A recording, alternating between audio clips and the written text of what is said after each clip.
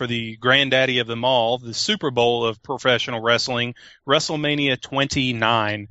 And what better place to start than with Mr. John Cena himself, the challenger, as it were, for the WWE Championship. Of course, he'll be facing The Rock at WrestleMania for the second year in a row in the main event, this time with all the marbles on the line.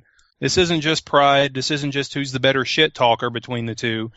This is for the ultimate prize in this entire business, the WWE Championship.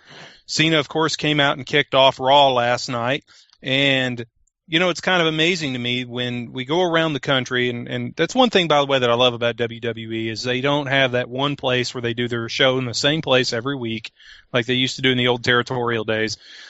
They travel all over the world to do this show. They truly are a global juggernaut. So last night, John Cena comes out to kick off Raw, and he gets absolutely shit on by the crowd. It's funny to me. Some places the crowds love him, some they hate him, some it's kind of a split reaction.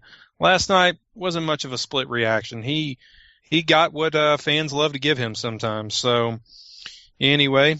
So he comes out in Washington, D.C. to kick off Monday Night Raw. And, of course, he comes out to say, well, I respect The Rock, but, you know, basically it's a standard promo going into WrestleMania. It's I respect The Rock, but I'm going to beat his ass and blah, blah, blah. John Cena's not going to win. It's the impossible, right? He says that winning the 2013 Royal Rumble was impossible, and he did that. He says beating CM Punk with a WrestleMania match on the line was impossible. He did that. Then he goes on to say, The Rock is the great one, but the great one will fall. His time is up. My time is now. Now, is it just me, or is John Cena really getting a lot of mileage out of a song that he recorded years ago to be his wrestling entrance? Is that Nick on the line? Yes, I'm here. Hey, go ahead and do your catchphrase. Well then, yes, it is I, the one and only Nickolye, here to join Frank here for the Tuesday Night AMP. Thanks for having me.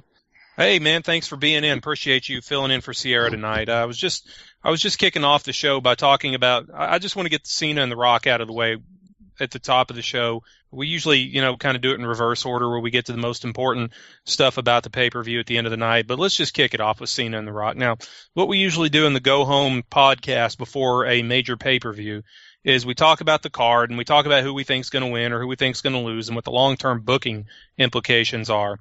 So, Nick, with Cena and The Rock, who do you think wins and why?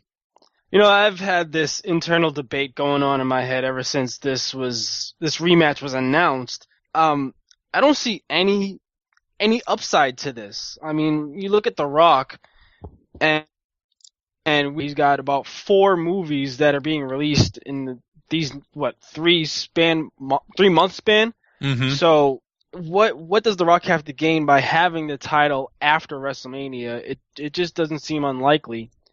But for Cena, at the same time, you would think that they want The Rock to get over on him again, just from the intensity of his promos. But Cena also has nothing to gain by winning the title. Well, I'm with you. I'm stuck in the mud on this thing, and I can't really get any traction. The problem I have is, you mentioned the fact that The Rock has a busy movie schedule, and what does he have to gain by holding on to the title after WrestleMania? I've heard rumors floating out there that they were booking him for Extreme Rules. I don't have any confirmation of that. And without any confirmation of that, it's kind of hard to make the call as to who's going to win this match. And maybe that's why they're holding that information back. I don't know. But if we knew The Rock was going to be at Extreme Rules, I would say, yeah, he's probably going to retain at WrestleMania. Because why have him come back for another pay-per-view if he doesn't still have the title?